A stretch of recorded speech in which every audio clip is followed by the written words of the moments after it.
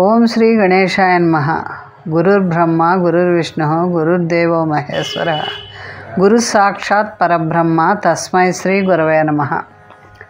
సప్తఋషులు వాళ్ళ మహత్యం, వాళ్ళ ఉన్నతి, నక్షత్ర మండలంలో వారి స్థానం గురించి తెలుసుకుందాం. సప్త అంటే 7 మరియు ఋషి అంటే దైవిక ఋషి. ప్రతి యుగంలో వేర్వేరు సప్తఋషులు ఉంటారు. ప్రతి యుగంలో సప్తఋషులు శ్రీ మహావిష్ణువు సూచన ప్రకారం మారుతూ ఉంటారు. ప్రస్తుతం సప్తఋషులు ఎవరంటే కశ్యప, అత్రి, భరద్వాజ, విశ్వామిత్ర, గౌతమ, జమదగ్ని, వశిష్ఠులు. వీళ్ళని సప్తఋషులు అంటారు. హిందువుల గోత్రాల్లో ఎక్కువ భాగం అంటే కుటుంబం యొక్క మొదటి దైవిక పూర్వీకుల ఈ గొప్ప మరియు దైవిక సప్తఋషుల నుండి ప్రారంభమవుతూ ఉంటుంది. సప్తఋషుల్లో మొదటివాడైన కశ్యపుడు తండ్రి పేరు మరీచి. ఆయన భార్యలు అతిథి, దితి, కద్రు, ధను, అరిష్ట, సురస, సురభి, వినత, తామ్ర, క్రోధవశ, ఇర, యామిని, కాష్ట, తిమి, పతంగి, శరమ, విశ్వ మరియు వీళ్ళందరూ కూడా అన్నీ భార్యలు అన్నమాట. అత్రి మహర్షి యొక్క తండ్రి బ్రహ్మదేవుడు, ఆయన సృష్టికర్త. అత్రి మహాముని భార్య అనసూయాదేవి, ఆవిడ మహాపతివ్రత. భరద్వాజ ఋషి తండ్రి బృహస్పతి, భార్య పేరు సుశీల.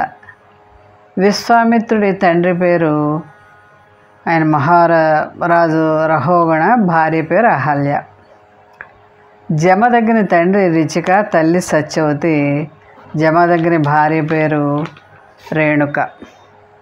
వశిష్ఠుని తండ్రి బ్రహ్మదేవుడు, భార్య అరుంధతి. ఈ విధంగా కశ్యపుడు గురించి తెలుసుకుందాం. బ్రహ్మర్షి మరియు కర్దమ ప్రజాపతి కుమార్తె కాళుడు మరియు బ్రహ్మదేవుని కుమారుడు మరీచి కుమారుడు. దక్ష ప్రజాపతి 13 మంది కుమార్తెల్ని వివాహం చేసుకున్నాడు. కశ్యపుడి నుండి దేవతలు, అసురులు, మనుష్యులు, మొక్కలు, కీటకాలు మొదలవన్నీ కూడా జన్మించాయన్నమాట. అదితి కశ్యపుల నుండి ద్వాదశాదిత్యులు, మహావిష్ణువు బలిచక్రవర్తిని నియంత్రించుటకు వామనాదేవి యొక్క అవతారంగా కూడా జన్మించాడు. అత్రి మహామనిషి తండ్రి పేరు బ్రహ్మదేవుడు. అత్రి భార్య పేరు అనసూయాదేవి, ఆవిడ మహాపతివ్రత.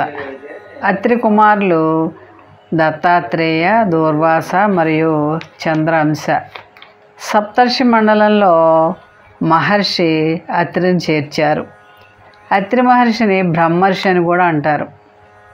అనసూయాదేవి త్రిమూర్తుల్ని తన పిల్లలుగా జన్మించమని ప్రార్థించినప్పుడు 3 కుమారులుగా జన్మించారు. అనసూయాదేవి పాతివ్రత్యాన్ని పరీక్షించాలని త్రిమూర్తులు భూలోకానికి వస్తారు. వచ్చి ఆమెని భిక్ష చేయమని అడుగుతారు. దానికి ఒక షరతు కూడా విధిస్తారు. అనసూయాదేవిని నగ్నంగా భిక్ష చేయమని షరతు విధిస్తారు. ఆమె ఎంతో ఆలోచించి ఆవిడ పాతివ్రత్య ప్రభావంతో ఆ 3 కూడా చిన్నపిల్లలుగా మార్చి వారికి ఆతిథ్యాన్ని ఇచ్చింది.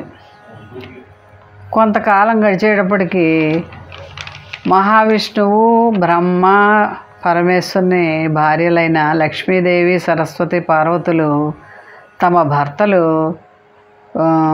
ఎక్కడున్నారో తెలుసుకోవడాని కోసం వెతుకుతూ భూలోకానికి వచ్చి అనసూయాదేవి ఇంటికి వస్తారు. అనసూయాదేవిని ప్రార్థించి తమ భర్తల నిజరూపాన్ని ప్రసాదించమని వారి 3 కూడా ప్రార్థించగా ఆమె తన యొక్క పాతివ్రత్య మహత్యంతో బ్రహ్మ, విష్ణు, మహేశ్వరుల్ని తమ పూర్వరూపాన్ని వచ్చేలాగా చేస్తుందన్నమాట. అంతటి మహాపతివ్రత అనసూయాదేవి. తర్వాత భరద్వాజ మహర్షి గురించి తెలుసుకుందాం. తండ్రి పేరు బృహస్పతి, తల్లి మమతాదేవి. ఈ భరద్వాజ మహర్షి భార్య సుశీలాదేవి. మహర్షి భరద్వాజ భరత చక్రవర్తి చేత పెరిగాడు. శ్రీరాముడు వనవాస సమయంలో భరద్వాజుని ఆశ్రమంలో ఉన్నాడు. బృహస్పతి స్వయంగా ద్రోణాచార్య అనే పేరుతో భరద్వాజ కుమారుడిగా జన్మించాడు. ఈ ద్రోణాచార్యులు పాండవులకి కౌరవులకి గురువుగా ఉండి అనేక శస్త్ర విద్యలని నేర్పి భారత యుద్ధంలో బాగా మహిమ చాటాడు ఆయన. తర్వాత విశ్వామిత్ర. ఈ విశ్వామిత్రుడు గాదిరాజుకు క్షత్రియుడిగా జన్మించి 1000 సంవత్సరాలు తపస్సు చేసి తరువాత బ్రాహ్మణ హోదాని పొందాడు. అయోధ్యలో శ్రీరాముని గురువుగా అనేక విలువిద్యలన్నీ నేర్పి శ్రీరామ లక్ష్మణుల్ని సిద్ధాశ్రమానికి తీసుకెళ్ళి అన్ని విద్యలు నేర్పించి తాటక, మారీచ, సుబాహు వంటి రాక్షసుల్ని చంపడంలో శ్రీరామునికి అనేక శస్త్ర విద్యలన్నీ కూడా నేర్పి వారి సంహారం చేసేలా చేశాడు. తర్వాత గౌతముడు. ఈ గౌతముడు తార్కికంగా ఆలోచించడం అనే గ్రంథాన్ని రచించాడు. న్యాయశాస్త్రానికి సంబంధించిన గౌతమ సూత్రాలు అనేవి రాశాడు. ఈ గౌతముని భార్య పేరు అహల్య. ఈ అహల్యను మానసికంగా తప్పు చేసిందని చెప్పి రాయిగా ఉండమని శపిస్తాడు గౌతముడు. రామ వనవాసంలో ఆ గౌతముని ఆశ్రమానికి వచ్చి శ్రీరామచంద్రుని పాదధూళి తగిలి రాయి అహల్య శాప విమోచనం చేస్తాడు శ్రీరామచంద్రమూర్తి. ఆ అహల్య మహాపతివ్రత. జమదగ్ని. జమదగ్ని తండ్రి ఋషిరుచిక, తల్లి సత్యవతీదేవి. జమదగ్ని భార్య పేరు రేణుకాదేవి. ఆ జమదగ్ని కుమారులు పరశురాముడు, రుమన్వంత, సుషేణ, వాసు, విశ్వావాసుడు. ఈ జమదగ్ని కుమారుల్లో పరశురాముడు చాలా గొప్పవాడు. ఆయన మహాపరాక్రమవంతుడు, పితృవాక్య పరిపాలకుడు, తండ్రి మాట జవదాటాడనమాట. జమదగ్ని గొప్ప ఆస్తి ఏంటంటే కామధేనువు. ఆ కామధేనువుతోటే కామధేనువు అంటే అన్ని కోరిన కోరికలన్నీ తీరుస్తూ ఉంటుందన్నమాట. అలా తన ఆశ్రమంలో ఉంచుకొని అందరికీ కూడా అతిథి అభ్యాగతుల్ని చక్కగా ఆదరణ చేస్తూ ఉంటాడు. తర్వాత వశిష్ఠుడు. మహర్షి వశిష్ఠుడు గొప్ప తపస్వి. శ్రీ వేదవ్యాసుని తన ముని మనోడిగా పొందిన ఘనత ఈయనకుంది. వశిష్ఠుని కుమారుడు శక్తి, శక్తి కుమారుడు పరాశరుడు.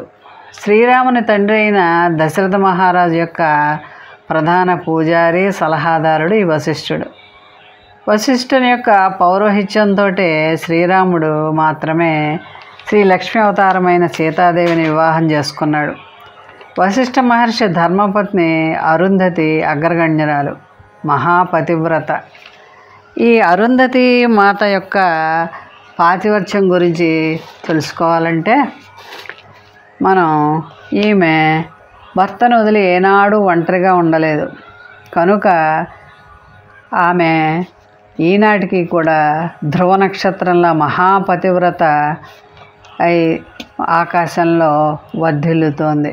అందుకనే వివాహ సమయంలో దంపతులకు వివాహానంతరం అరుంధతి నక్షత్రాన్ని చూపిస్తూ ఉంటారు. ఎందుకంటే ఆవిడలాగా చక్కగా భార్యాభర్తల అనుబంధంగా ఉండి మహాపతివ్రతగా మెలగాలని, ధ్రువ నక్షత్రంలో ఏనాటికి నాశనం లేని స్థానం సంపాదించినట్లుగానే ఈమె కుటుంబంలో చిరకాలం మహాపతివ్రతగా ఉండాలని వివాహానంతరం అరుంధతి నక్షత్రాన్ని దర్శింపచేస్తూ ఉంటారన్నమాట. ఈ విధంగా మహామహిమాన్వితులైన ఋషులు నక్షత్ర మండలంలో ఉండి ప్రతి యుగంలో మానవులకి ఆదర్శప్రాయంగా ఉండేవారు ధరించాలని నక్షత్ర మండలంలో నిలిచారు. సప్త మహర్షులు ఆకాశంలో ఉత్తర దిశగా ధ్రువమండలానికి తూర్పు భాగంలో కనిపించే పల్లకి ఆకారంలో ఉన్న 7 నక్షత్రాలుగా విరాజిల్లుతున్నారు. వీరే సప్త ఋషులు. వీరిని దర్శించి తరించాలి. మోహన్వాణి ఛానల్ వారికి ధన్యవాదాలు. వినండి, వినిపించండి, వింటూనే ఉండండి. మోహన్వాణి తెలుగు పోడ్కాస్ట్ వింటున్న శ్రోతలందరికీ హృదయపూర్వక ధన్యవాదాలు. వినండి, వినిపించండి, వింటూనే ఉండండి. మోహన్వాణి తెలుగు పోడ్కాస్ట్ మీరు వింటున్నారు. మోహన్వాణి. మా కార్యక్రమాలు మీకు నచ్చితే ఇప్పటివరకు మా ఛానల్కి సబ్స్క్రైబ్ చేసుకోకపోతే వెంటనే ఈ క్షణమే సబ్స్క్రైబ్ చేసుకుని ఆ పక్కనుండే బెల్ బటన్ని మ్రోగించి అందరికీ షేర్ చేసి మీ విలువైన కామెంట్ను కూడా చేసి మమ్మల్ని ప్రోత్సహిస్తారని కోరుతున్నాను.